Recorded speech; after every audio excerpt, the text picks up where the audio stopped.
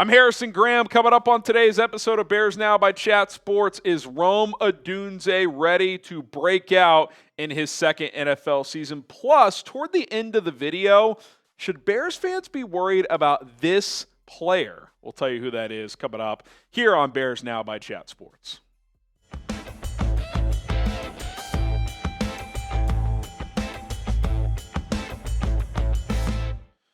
All right, appreciate everybody for tuning in. Is Rome Odunze ready for that year two breakout, which is often when you see a skill player break out, right? You know, most positions are pretty difficult as a rookie. There's obviously outliers. There's Jamar Chases and whatnot. But typically it's that second year when running backs, receivers really hit their stride. Other positions, it's like year three, you know, sometimes for quarterbacks, pass rushers, offensive linemen. But I think year two is kind of the sweet spot for when receivers can really take that big jump, especially in today's NFL. And he spoke with The Athletic, just kind of where he's at mentally and physically heading into his NFL season. So I thought I'd read a few quotes here and kind of react here on today's show. And he talked about kind of the adjustment to the NFL. And he said, look, it's a different game than college football. There are different windows, different ways to get open, and there's a different pace that you have to get adapted to. Having a full season under my belt, I feel like I'm aware of those things. I can now play the game freely in a way that I know where I need to be when I need to be there. And I think that last part is really what stood out to me, because I think a lot of the time we talk about physical attributes, right, in the draft process with offensive linemen. Will Campbell, does he have long enough arms? Like, does a quarterback have big enough hands? Is he at least 6 feet tall? Does he have a big enough arm, right? And those things are obviously very important, right? Rome Odunze, no one questioned his physical ability. 6'2", 210, 4.45 guy, good route runner in college, good contested catch guy. Like, that was not the concern. But the one thing you never know for sure is how quickly they could adapt mentally to the NFL. Because a lot of these college offenses, especially if you're a receiver or even a quarterback, it's like they give you a hand signal from the sideline, you run the play. Like the language of calling, you don't huddle up in most offenses. It is dumbed down and very simplified. In the NFL, these plays are like 20 words long sometimes. There's different checks that you have to know. And I think you saw at times last time, like, oh, like, yeah, he's a rookie. He may have run the wrong route there, or he didn't do the right thing here, or whatever the case may be. As big of a jump as it is physically, I think the bigger part of jumping to the NFL is just the mental capacity of it, because it is so much more complex, especially these offenses, compared to college football. And all that being said, Rome Odunze, it's not like, you know, he was a bust or something, right, through 1 year. Like, I hear people talk about this guy like he was terrible last year. And sure, his top 10 pick, you're probably hoping for a little more production here, especially in the touchdowns. But with the Keenan Allen trade, you kind of knew, okay, he's probably not going to get like 12 targets a game. They're going to throw to Keenan a lot. DJ's still going to be a focal point. You've got Cole Kmet. And he still put up 50-plus catches, 700-plus yards, had 3 touchdowns, good yards per catch right there for Rome Odunze in a bad offense with a rookie quarterback who had his fair share of ups and downs, and just with a team that was just kind of all over the place as the third receiver. He still did that, right? Like, I feel like people talk about Rome like he had 300 yards or something. It's like, no, like this guy was still pretty good. Like he put up low-end wide receiver 2, pretty good wide receiver 3 numbers as a rookie. It's just a top 10 pick, a lot of hype. Brian Thomas, who went after him, obviously had a huge year. It's like, well, he had a better year than Marvin Harrison Jr. too. So, like, sometimes these things just happen, and there's varying circumstances for why that is the case. But I do expect a big jump here in his second season. Here's Jana Berdahl, who wrote up this piece and talked to Rome via The Athletic. She said, this offseason, Odunze said he's focused on putting himself, quote, in peak condition spiritually, mentally, and physically, close quote from Rome. He's added a few pounds of lean mass and lost some fat. He's dialed in on his upper body strength, which he said he learned was particularly important to come back out on the better side of 50-50 catches. There's a lot of nitpicking, this is from Rome now, and grabbing in this league that isn't always shown.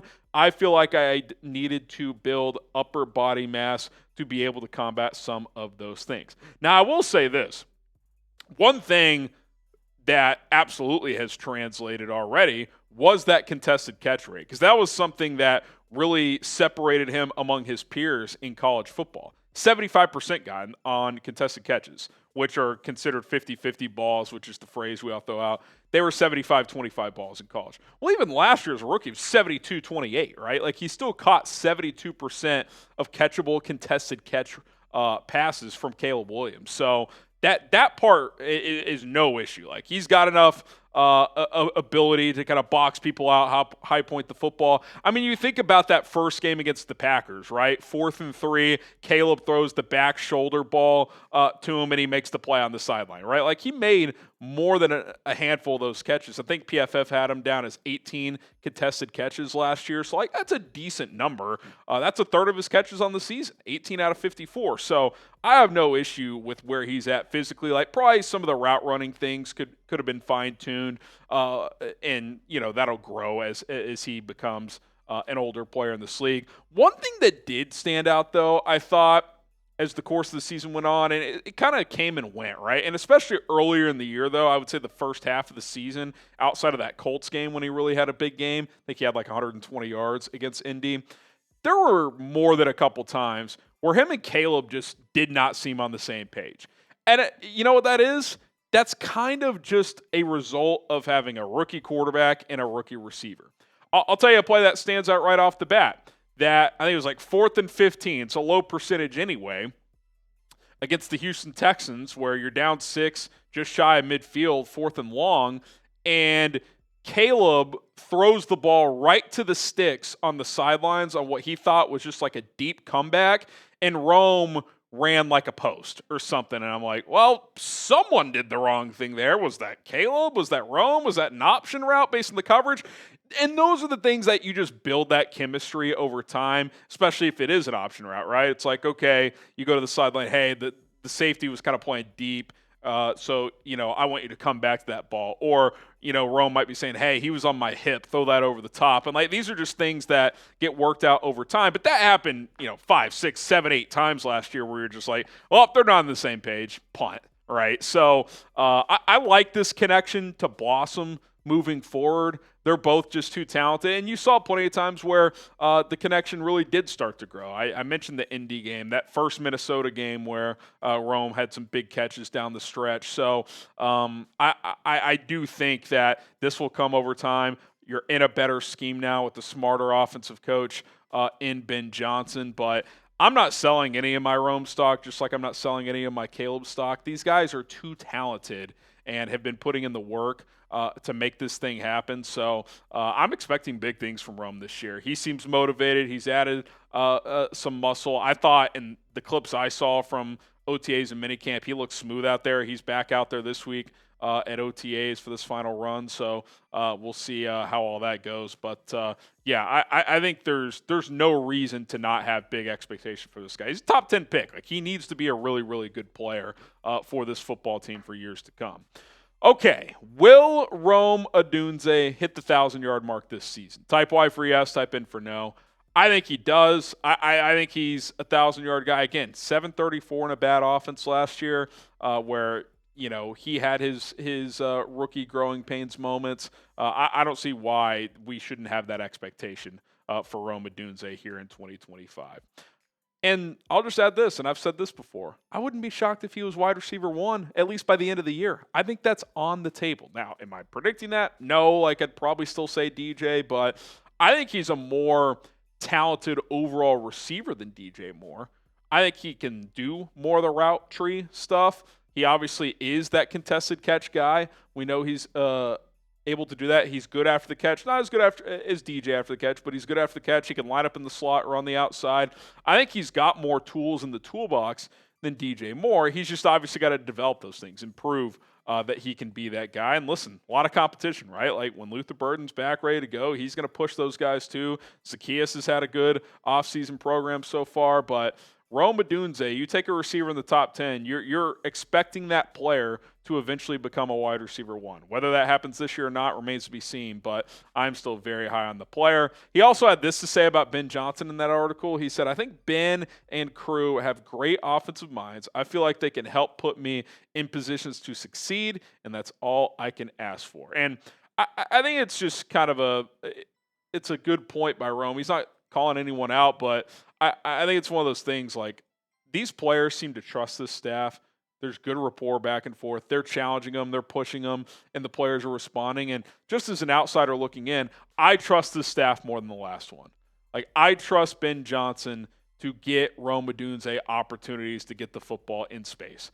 I trust him to dial up plays for him that give him a good success rate to make that play. And then obviously the players got to go make it. Caleb's got to get to that progression, throw him the football, throw him a catchable football, which at times was an issue last year too. Too many wild misses to different receivers, especially Rome for whatever reason. So I expect this connection to grow. I trust Ben Johnson. I trust this offensive staff, Antoine Randall and company. So excited to see where this thing goes. Okay, coming up in a moment, should Bears fans be worried about this player? We'll talk about him in a second, but get your Caleb Williams jerseys today at chatsports.com/Caleb jersey. Only $100. Very good deal there. chatsports.com/Caleb jersey. Get started right now, and we got you guys covered.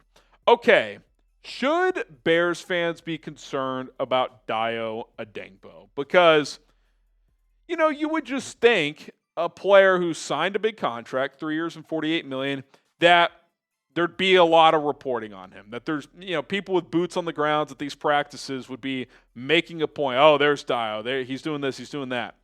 We basically heard crickets. We didn't hear hardly anything at all. And the one thing I have reported, I'll give Adam Hogue credit for this. I think he said this on Hogan Johns, or maybe it was CHGO. He does a couple of podcasts, does a good job. The one thing I've heard related to Dayo is how Dominique Robinson actually got some first-team reps over Dayo. Now, what is the context of that? I don't know. Was it a rotation thing?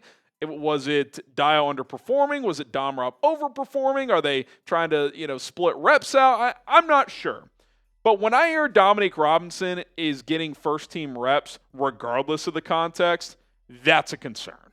Because Dominique Robinson has done virtually nothing as a pass rusher in the NFL after his first game when he had 1.5 sacks against Trent Williams, and we felt like he was the steal of the draft, and he's done nothing since.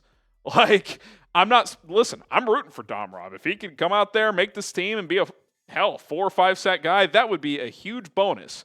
But if that's a sign that Dayo Odeyingbo, who you've invested real money into, isn't looking the part so far, that is not great. And look, out of all the moves the Bears made this offseason, that was probably the riskiest one, right? Because he's flashed, he's had good moments, but that was a signing where you're still banking on improvement moving forward, right? Like Joe Thuney, you know what you're getting. Even if there's a slight decline, he's still going to be good. Jonah Jackson, the only real risk there is he's been a little banged up. Getting him back with Ben Johnson, he's at least going to be pretty good. Dayo Odeyingbo, 2 years ago had 8 sacks. Last year his sack production went down. He was solid-ish, but he was kind of like fringe starter, really good backup. They paid him to be a good starter. So I don't know, man. I've thought it for a few months. I still think it now. I think the Bears need to sign an edge rusher, and that's regardless of what Dayo's been doing, by the way. But if Dayo's not looking the part, which, again, I don't know the full context. These practices without pads, he's a player who plays with power, so it could look different when the pads go on, and it probably will. I still think you need to go out and get an edge rusher. I think it's your biggest need. It's a bigger need than running back. There's guys out there. Like, you ask me, you're playing a game tomorrow. Would you rather have Zadarius Smith or Dayo Odeyingbo play more snaps? I'm putting Zadarius Smith out there. So not only are there guys that can help you, there's guys that might be better than Dayo right now. So I'm rooting for Dayo. I'm not down on this signing necessarily. I just think that edge room is lacking. We've heard very little about Austin Booker too, by the way, right? Like, the Bears need both him and Odeyingbo to at least be solid. If both aren't, if one isn't, hell, at this point I would take, hey, one of these guys be really good. If the other guy's just okay, I'll live with it. But I think you got to get someone in there because I'm not going to feed into this Dominique Robinson hype train. Like, I take that report more of that's a concern with Dayo and Booker than it is, oh, here comes Dom Rob, because we've been here before. In shorts and T-shirts, he always looks the part. When the pads go on, he gets neutralized. I hope that's not the case. Maybe Dennis Allen can unlock him. I don't know. But I'm hoping to hear better things about Dayo Odeyingbo, or hell, anything at all about Odeyingbo and Austin Booker once training camp get here. Okay, name an edge the Bears should sign, because I am on board for adding one. hell, even if all those guys were looking great, you're still pretty thin. You got like 4 dudes. Like, I'd like to add another one to the mix. Let me know who you would like to get in there. My name is Harrison Graham. Appreciate everybody for tuning in to Chicago Bears Now. And hit that subscribe button on the way out. Bear down.